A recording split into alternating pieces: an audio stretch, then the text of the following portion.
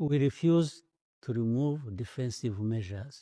Whether it means the troops or troops and whatever else, we call it defensive measures. Yes, alright. Oli ku Yugi Update TV. Kosinzidde okuba ng'otuwuliriza bigitambula biti eyo bigenda biti eyo mbalamusizaako baganda bange mwenna abeekuumira ku Yugi Update TV nti mukola ekintu eky'amaanyi ennyo. Kakati ebibadde bigambo bya Paul Kagame ow'e Rwanda agamba yagaanye otteeka mu nkola measures ze baamuwa mu ddiiro yasayininga wakati we ne Donald Trump saako ne Felix Tshisekedi omukulembeze w'eggwanga erya Democratic Republic of Congo.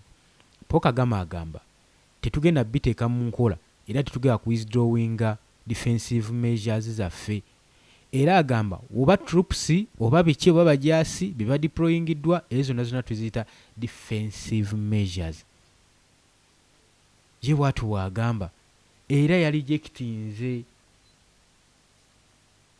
yarejectinze international criticism ezimaintaininga security y'eggwanga erya Rwanda.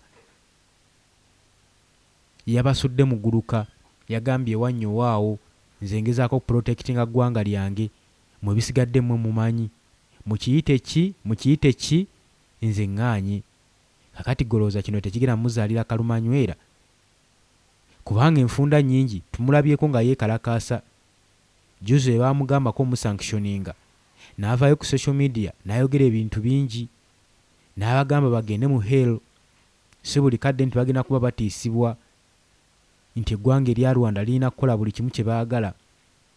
Wabula ate wano bwe twalaba nga bagenda mu maaso n'omusanctioninga omuteekako envumbo n'eggwanga lyennyini alinga lye yali atunzeeyo, yagenda mu maaso n'okwegayirira seneta w'eggwanga erya US amuyambe bamugyeko sanctions. Paul Kagame. So zino ensonga si za kwekalakaasizaamu.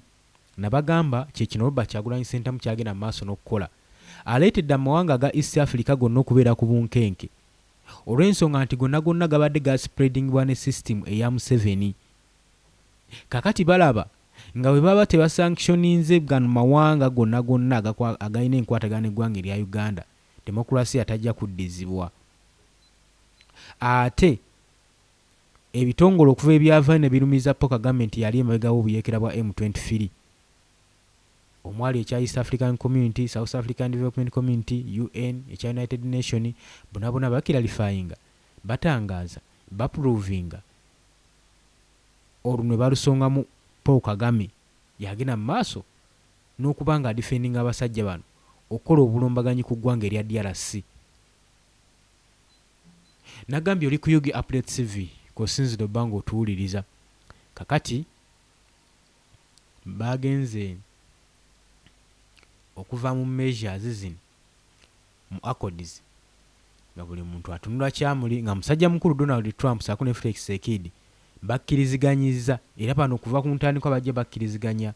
Naye okutambula kwa Paul Kagame kwalaguze obutali bumativu era kwalaze nti nno tasiimye nabigenze mu maaso mu nteeseganya, teyasiima musajja mukulu ono era n'akwata mukungujjo n'atambula n'atunuzaayo akabina n'abakuba omugongo okubalaga nti nno nze enteeseganya ze mugenze nazo mu maaso sizisiimyeko wadde n'omulundi n'ogumu n'okatono, era nga si musanyufu. Lwaki Paul Kagame aba si musanyufu? Zino enteeseganya zagenze okubaawo oba zagenda okubaawo nga bamaze omunyigiriza ku kisenge, nga bamaze omuteekako envumbo mu ggwanga lye, nga bamaze omusalako foreign aid yabadde afuna mu byenjigiriza, mu byobulamu, mu byenkulaakulana, mu byenguudo. Kakati eno yokka ensonga kwegamba ze zasendasenda Kagame okugenda mu lutuulo olwo, naye nga sigamba nti no yali wiiringi era yavaayo nga si musanyufu. Basajja bakulu Donald Trump saako ne Felix Tshisekedi baavaayo bakkaanyizza era nga gubasaza kimu nga mbazzi. Naye Paul Kagame yabakuba bukubi mugongo kubanga America kye yakola, Donald Trump kye yakola, yasooka n'amukuba envumbo n'amuwewula nnyo n'amussa kati mu kumussa kitegeeza bye yali agenza otuteesiganyaayo tebyalina makulu olwedde America yali emaze okukola decision yaayo. Kakitegeeza Rwanda newe yandiganye okussa omukono ku ndagaano eno, kitegeeza America yo yali emaze okusalawo ng'emaze okukola decision ku kikyegenda okukola. After all, Felix Tshisekedi omukulembeze w'eggwanga erya DRC yali amaze okuba nga akiteeka mu nkola era nga bassa kimu nga basikirizanyiza ensonga zonna okugenda mu maaso n'okukwasaganyizibwa mu Democratic Republic of Congo. Oli ku UG Update TV. Kagame yali tagenda kujja mu lutuula luno kubanga olwasooka yaluziimuula, naye America we yalaba nga Kagame aluziimudde n'ateekawo okunyigiriza okw'amaanyi ennyo.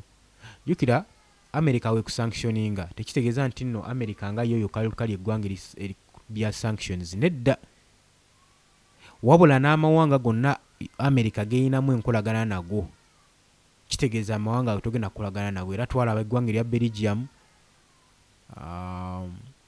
twalaba eggwanga erya Germany, Bufalansa gwe twandigambye nti nno yasinga okubeererawo eggwanga erya Rwanda, naye kennyini yamukiikira ensingo nga bamugamba awithdrawing amagye ge, awithdrawing troops ze ozijja mu Democratic Republic of Congo.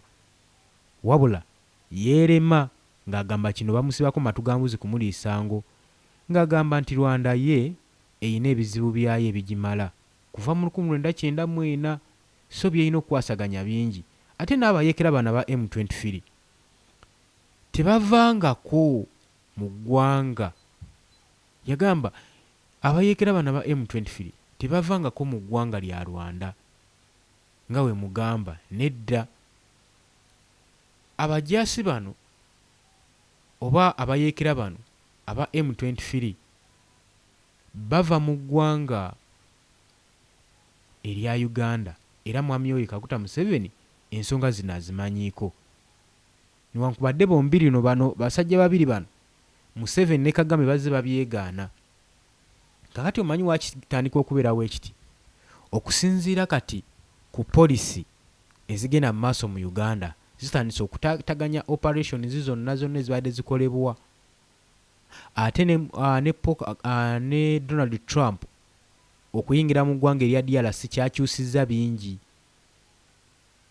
Bannansi ba DRC bazibusa amaaso kubanga America yataddewo equipments zonna eziketta ezikola ki.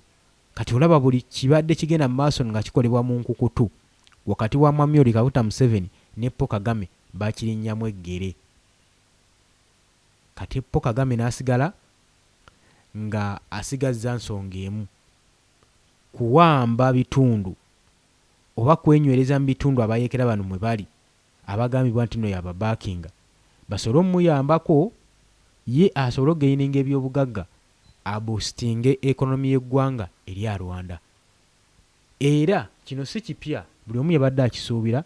Paul Kagame ajja kuvayo rejectinge international criticism ez'okumaintaininga security mu Democratic Republic of Congo nga bamugamba okujja amagye ge mu Eastern DRC. Kati ya rejectinze era naawa ensonga enkulu paramount ez'amakulu wammanga mu mwaka guno ogwa 2026 z'abawadde okubanga tagenda kujja magye ge mu ggwanga erya DRC. Njagala nsooke nkutereka akatambi kano aka Paul Kagame nga yeekakasiza ddala ng'ayogera nga takirumamu ku interview gye bamukozeeko ng'agamba nti ye agenda kuba maintaininga security ng'abeesingira ku security gy'ateeka ku ggwanga lye erya Rwanda. Njagala weetegereza akatambi kano. Nagambye oli ku UG Update Civic osinze obanga otuwuliriza gwagala otweyungako kirya wansi waliwo ekigambo subscribe okikooneko obeere nga otwegattako. We refuse to remove defensive measures, whether it means troops or troops and whatever else, we call it defensive measures. And in your logic, why would a threat be against me?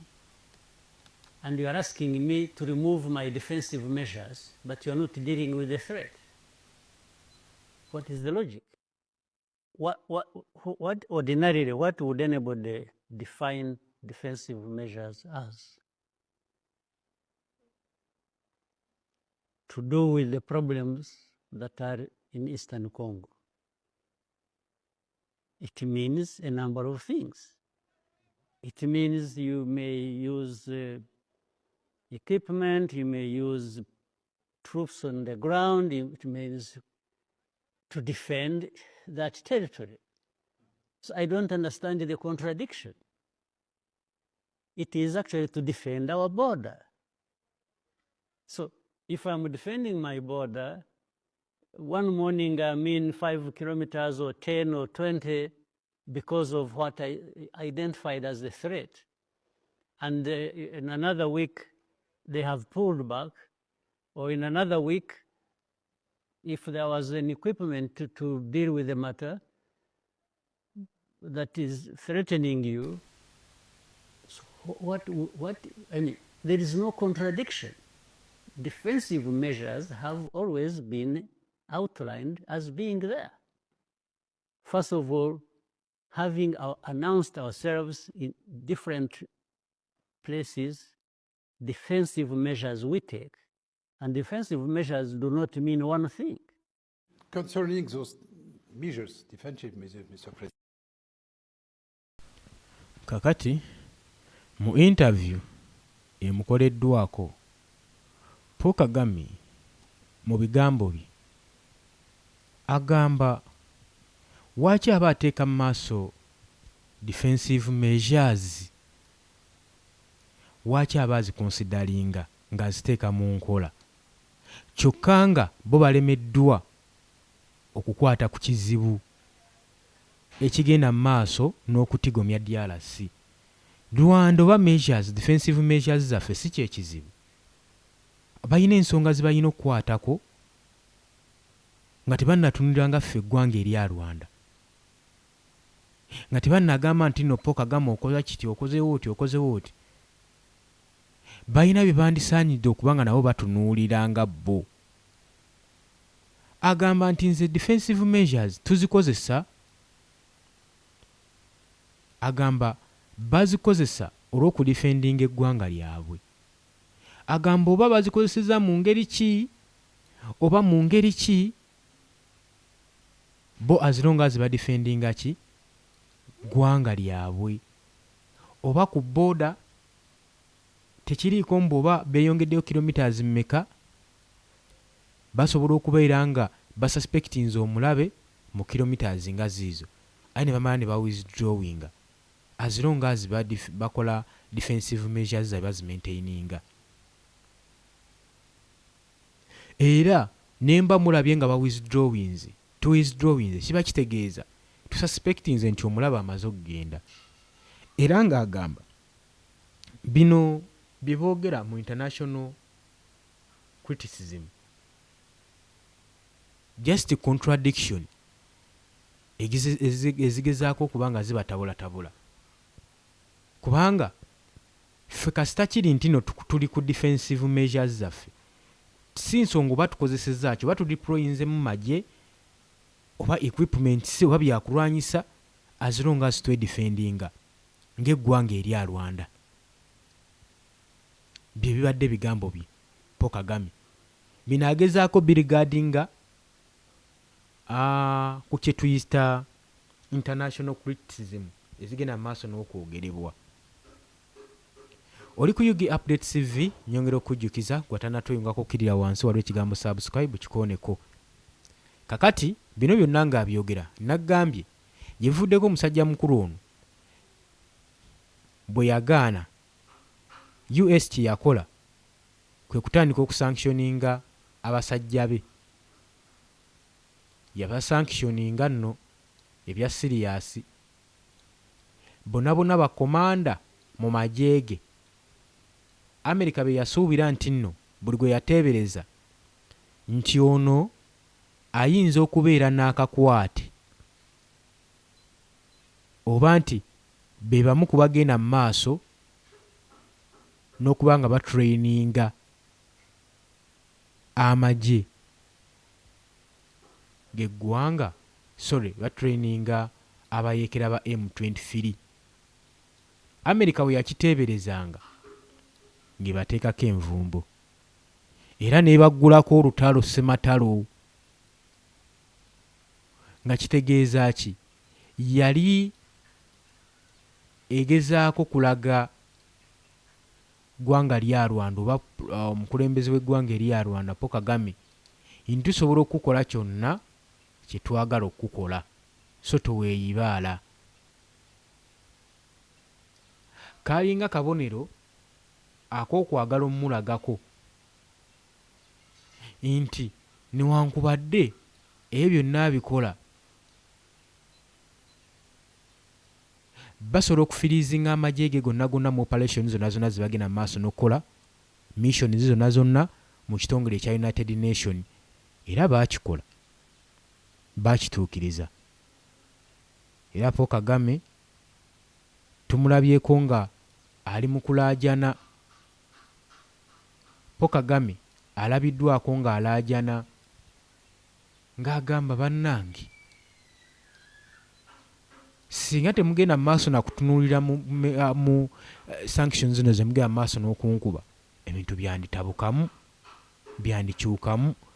Nga naye yeekubira enduulu, yeekubira omulanga ng'alaba abasajja bamutaddeko akazito. Nkugambye nti oli ku UG Update TV osinzira obba ng'otuwuliriza. Naye bino byonna byonna bikolwa kiki kye bamulanga? Bamulanga ku defendinga bayeekera aba M23 abaawamba okuva mu mwaka gwa 2025 mu January paka na kaakati bakyasiisidde, bali mu buyinza mu bibuga ebimu ebya DRC, bakoze governing system eyaabwe, bakoze financial system eyaabwe, bagezaako okumaintaininga embeera nga governance yonna we yandibadde. Era okumanya kibaleetedde n'okuvaawo okwewaana nga balaga achievements zaabwe ze bakoze bukyanga batwala buyinza, era nga bagamba ekyewuunyisa mu myaka 7 omukulembeze wa DRC Felix Tshisekedi gy'amazeeko bino tasobodde byachivinga bituukako. Neffe tusobodde okuba nga tukola ki? Tusobodde okuba nga tubituukako. Abayeekera bano aba M23 bukyanga bawamba baze bateekawo embeera z'okulaga nti no baagala okuteeseganya okuddizibwa emirembe. Naye nga nsonga ki yabawambisa? Bagamba nti baali tebafiirwako era nga tebalabwawo nga bannansi b'eggwanga erya Congo. Congo yali esusse okubasosola. Gavumenti ya Kinshasa yali esussizza obusosoze ng'egenda mu maaso n'okubasosola, mbu kati ne bajja balwanira eddembe lyabwe mu Democratic Republic of Congo. Nga bagamba ensonga endala, eggwanga lyali lisusse okuba nga litigomya bannansi olw'obusosoze nga ligenda mu maaso n'okutta Abatusi. Lyali lisussizza okutta Abatusi mu Democratic Republic of Congo. Era nga DRC ekiraiminga ng'egamba bano si babilonginga mu ggwanga erya DRC, baddeyo mu mawanga gaabwe. Kati ne babaka emmundu bagende balwanira eddembe lyabwe mu Democratic Republic of Congo. Embeera yali ya bunkenke mu mwaka gwa 2025. Abantu kyenkana kigambibwa miliyoni nga 7 be badisplacingibwa okuva mu maka gaabwe mu bifo byabwe nga bawaŋŋanguka okugenda mu mawanga okutaasa obulamu. Bintu bingi ebyayonooneka era bintu bingi ebyayimirizibwa. Ekonomi y'eggwanga erya DRC yaddirira, transport means zaasanyalala nga teri nnyonyi ekkirizibwa kubuuka wadde okugwa kubanga ebisaawe byali bimaze okuba nga biwambibwa abayeekera bano aba M23. Kakati embeera bw'etyo bw'ebadde n'ekigambibwa for a decades eggwanga erya DRC lize litawaanyizibwa mu mbeera efaanaganako nga lino. So buli kimu bakimanyi, tewali mbeera egenda mu maaso nakubanga ebatiisa nga bo, kubanga ebisinga baabiraba dda. Embeera eno ezze ebeerawo, buli kimu bakiraba. Embeera eno ezze ebaddewo okuva ku mulembe gwa Kabila nga ne Joseph Kabila mutabani wa Kabila tannajja. Eggwanga erya DRC lize litawaanyizibwa obuyeekera. si mu eastern region yokka, mu northern Kivu, mu Ituri province zonna yonna waliyo obuyeekera. Aba UPDF bagenda maaso n'okulwanyisa abayita aba ADF, aba Codeco, mulimu bu Islamic States bungi nnyo bugenda maaso n'okwetondawo. Nagamba lwaki bwetondawo. Eno ensonga nze ngikunnyonnyola gwe mukwano gwange ali eyo ampuliriza nti eggwanga lino erya DRC lirina ebyobugagga bingi. Kati ebyobugagga bino weesanga nga obubinja bungi obwagala okuyingira mu bibira bino buwambe ebyobugagga bino basobole okuba nga beetwalira ku byobugagga. Kati so kiba kizibu nnyo entalo okukomekerezebwa mu bitundu nga bino. So bannaffe tulina basabira busabizi. Naye kino kye kikulu ky'osaanidde okuwulira oluvannyuma lw'okuwa analytics oyo yenna ne kano nzikiriza nkakuwe nti obuyeekera buno obugenda mu maaso wandiisanga nga temulimu Islamic States naye nga mawanga gano banneyiba b'okumulirwano abalina ekinyegenyege ku ggwanga erya DRC abatunuulidde ebyobugagga bya DRC babula access engeri gye bayinza okuyingiramu eggwanga eritali lyabwe kye baba bateekayo obuyeekera. Gavumenti nnyingi zikikozesa nnyo, n'Amerika ekikozesa nnyo mu Middle East n'eteekayo entalo ne basobola okutunda ebyokulwanyisa. Kakati bano baateekayo entalo balwanyise obutujju mu DRC. Era owulira mbu abayeekera ba ADF bazze mu Uganda bakubye ebbomu, simanyi bakoze biki. Ebyo byonna byonna Kazambi ng'oyo amanipulating bwawo okusobola okufuna access okuyingira DRC. Era buli buyeekera obujja bagamba buli mu bibira bya Congo. Of course Tshisekedi aba talina kyakukola, talina jjukira DRC talina magye gamala, teri experienced, amagye gaabwe gali unexperienced, badde tebalina equipments, buli kadde babadde mu ntalo dduka. Kakati of course gyagamba nti muba mwagala muyingiza amagye gammwe mugende mubajjeyo. Bwe bayingira baba bafunye access okuyingira ebibira bya DRC nga bagenda mu maaso nakufokasinga ku minerals eziri omwo. Bwino osobola mujja wano nagambye oli ku Yugi Update TV kosinza obanga otuuliza jjajjuzi baakabattamu omukulembeze waabwe amanyikiddwa nga Wire Ingoma. Oyo gwolaba ali Kasimu ye Wire Ingoma oyo yali spokesman w'abayeekera, abadde musajja w'amaanyi nnyo era ne mu Uganda nabadde atera okujjawo nga yakwasaganya meetings oba wabaawo meetings za kusizinga fire. Waliwo yali wano ku woteeri emu awo mu Sheraton. Omwami ono yaliwo bulungi nnyo. Bazze bamulaba mu bitundu bya Uganda ebyenjawulo ng'azze okuteeseganya, azze okwogerera abayeekera. Kakati okuva Amerika we yakola endagaano ne DRC kigambibwa nti Amerika yakwata newa Tshisekedi drones ez'amaanyi ez'omulembe era zaagenda maaso n'omutagetinga. Era ye system DRC gavumenti ya Kinshasa zibadde ekozesa ng'etagetinga amaka g'abakulembeze b'abayeekera bano saako ne mineral sites ez'abayeekera bano nga bagenda mu maaso n'okuzookya basobole okuba nga babakakkanya nga babafunza. Jjukira nti no minerals nabo mwe bajja fundings. Oyinza okwebuuza abasajja ssente bazijjawa, ebyobugagga babijjawa? Abasajja ssente zino basima coltan ne cobalt ne babikukusa nga biyita mu DRC biyita mu ggwanga erya Uganda. Lwe luguudo project gye wawulira nti amagye g'eggwanga erya Uganda UPDF bagenze okuba nga bakuuma project eno eggweeyo oluguudo oluba connectinga ku border, ebyobugagga bisobole okuba nga bikukusibwa nga bitambulizibwayo bulungi nnyo. Ndowooza kati tuli ku page y'emu. Nagambye oli ku Yugi Update TV kosinzidde oba nga otuwuliriza. Bino byonna tubyogera. Naye ye Paul Kagame agamba measures ze mwampadde zigenda zigenderako. Agamba President Paul Kagame agamba nga tuligadinga ku conflicts eziri mu Eastern Democratic Republic of Congo yarejectinze kibayita international criticism and maintaining that Rwanda security concerned ala paramount, inti bino bye byamakulu byetwala mu security ya Rwanda nga yo Rwanda byonna bigenda maaso mu Eastern Democratic Republic of Congo tubiraba era conflicts tuzirabye. Niyo okuba ndi conflicts naffe zitutiisizza kati bino betugenda oteekamu amakulu mu positioninga mu kukola catalyzations mweyo byonna ebigenda mu maaso era na rejectinga byonna ebyogerebwa. Era yagambye zimu ku measures yatadde wansi. Yaganye Paul Kagame yagambye nti nno tagenda kujja magye ga Rwanda tagenda kujja troops,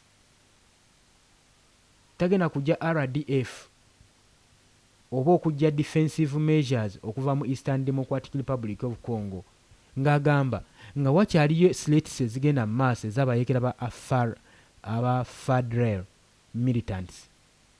Agamba akagurupu kano bannange mukajjukire bulungi nnyo ak'Abahutu.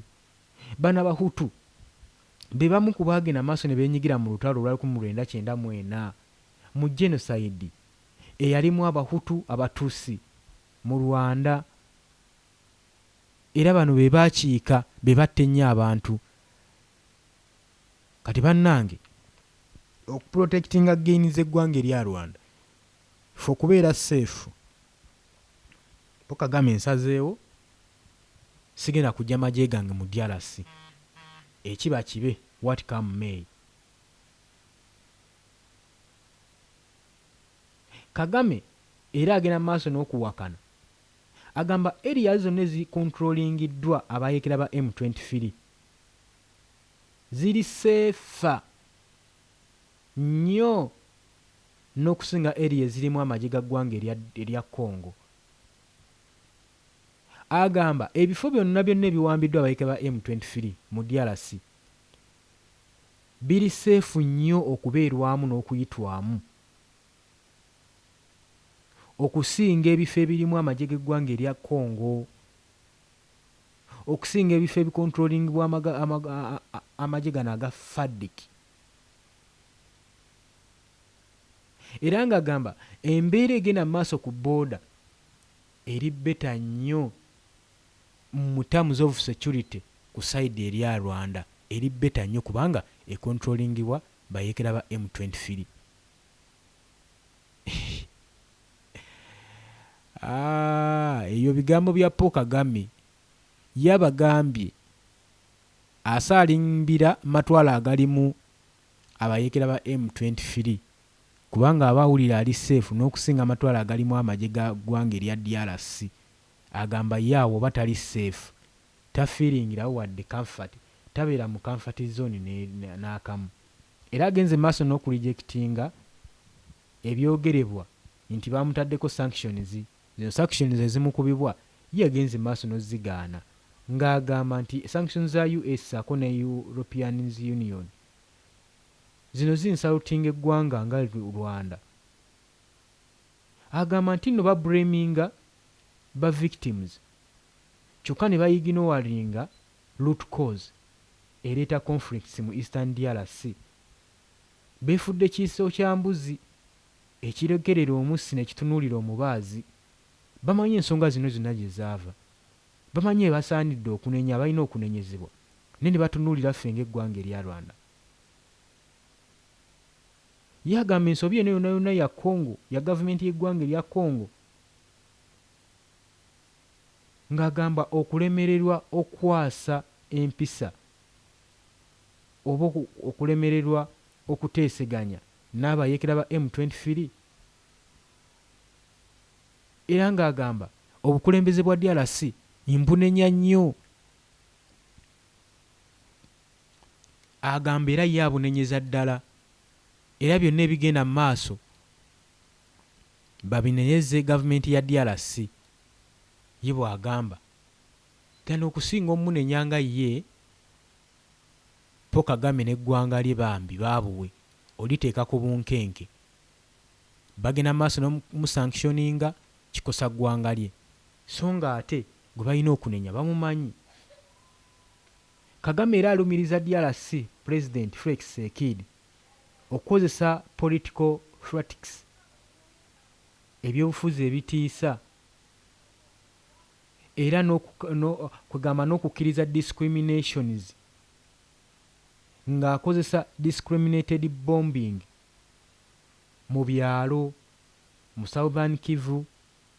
Era ng'agamba Kinshasa erina taking a responsibility ku internal issues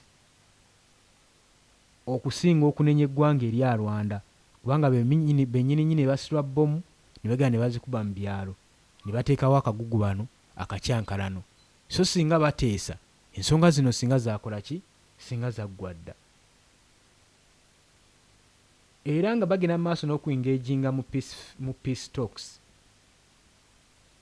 naddala ezo ezigenda mu maaso n'okumediatingibwa mu Qatar saako ne mu Angola. Kagame yagenze mu maaso n'okulaga ensonga ze ng'agenda mu maaso n'okubuuza ddala DRC eyinza okuupholdinga paati yaayo mu kuuma eddembe. Naye ng'ensonga ebadde ki? Yagaanye okujja amagye ge yagee kyemukola kyonna mukikole mutusanctioning muteekeko envumbo buli kimu mukikole naye ffe tetugenda kujja magye gaffe mu DRC kubanga naffe gatuyambako tuprovidingira security. Tetuliiwo lwa ggwanga lya Rwanda lwa ggwanga lya DRC ntuli mu ddirwanyisa. Abayekera bali ku lwabwe naffe Kagame tuli ku lwaffe naffe twedefendinga lwaffe. Era tukola defensive measures esobola okutuyamba otuprotectinga eri abalabe baffe. Nagambye oli ku Yugi Update TV mukwano gwange. Nzikiriza nkome wano ku lw'obudde. Gwawulidde sharinga, commentinga, likinga. Abajja mu comment section mbagala nnyo. Mwebale kwekumira ku mayengo gano aga Yugi Update TV. Mbagala nnyo mweraba. Mbagaliza olunaku olulungi. Tujja kubanga tukomawo.